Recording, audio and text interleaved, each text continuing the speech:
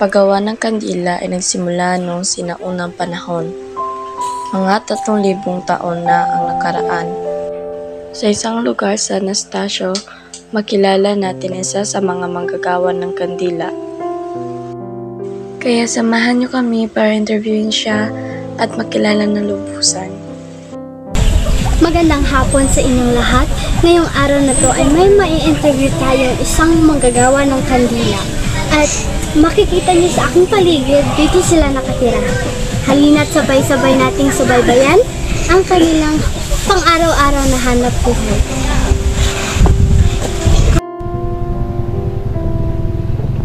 So, ang asawa natin ngayon si Lola Luming.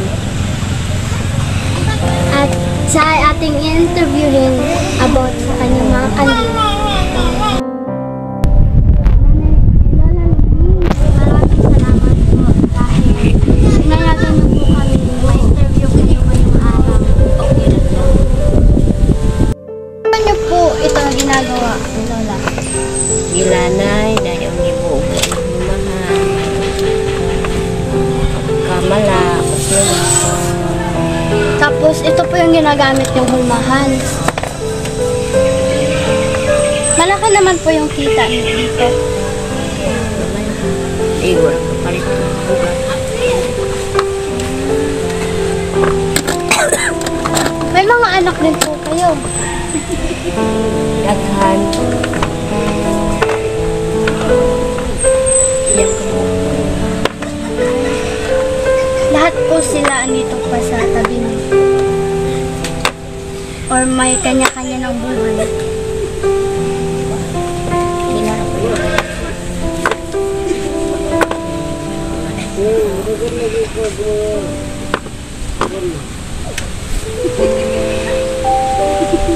Kailan ka po nagsimulang gumawa ng mga kandila niyo po? Mahimot na. Noong 1964. May asawa pa po ba kayo? Wala na. Ito lang po ba yung mga kinabubuhayan niyo po?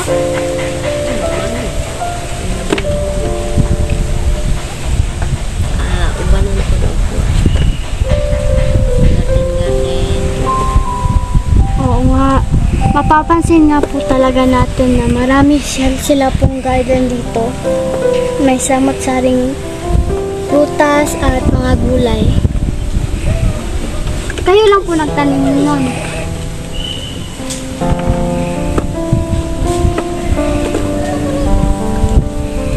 So, doon niyo po niluluto yung mga kandila niyo po. Halik nga kayo dito. So, ayun nga, makikita natin dito, may mga lata. Ito yung ginagamit nila para sa para dito ilagay yung mga naluto ng kandila at ito ginagamit nila para na sa hulmahan.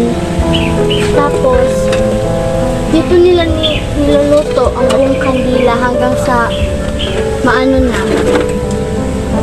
Kung sa Bisaya pa, malanay na.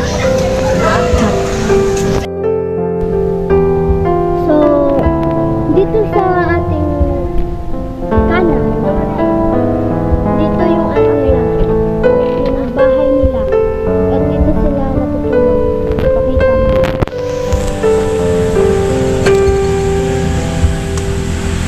Pakita mo yung buong.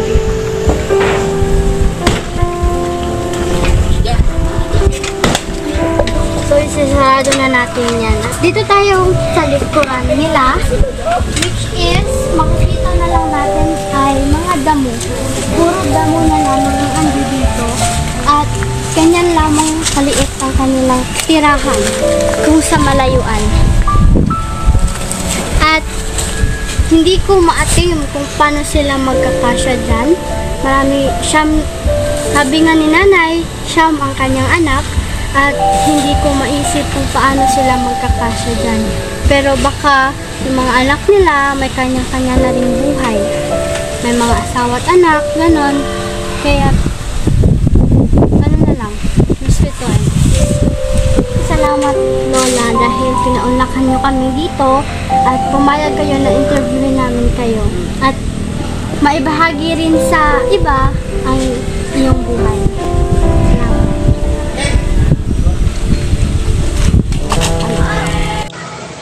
Mahirap nga ang paggawa ng kandila ngayon. Maraming taong nag-iisip na madali lang ang paggawa ng kandila.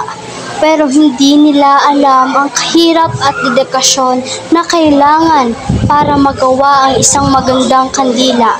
Ang paggawa ng kandila ay isang sining na nangangailangan ng pasensya, atensyon sa detalye at pagmamahal sa trabaho.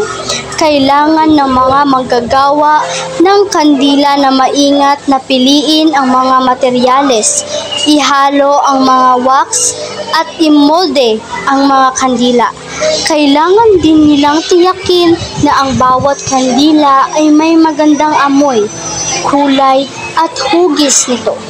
Sa kabila ng hamon, patuloy pa rin ang mga manggagawa ng kandila sa paggawa ng mga magagandang kandila.